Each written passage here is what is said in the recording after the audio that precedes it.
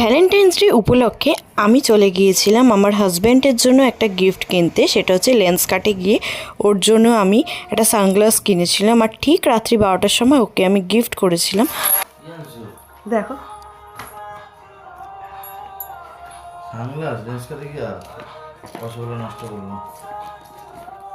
অনেকগুলো সানগ্লাস এনেছি, আরও আছে।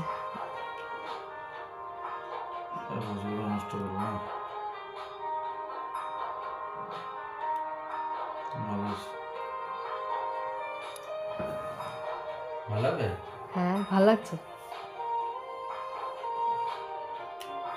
আরেকটা জিনিস আছে, খোলো।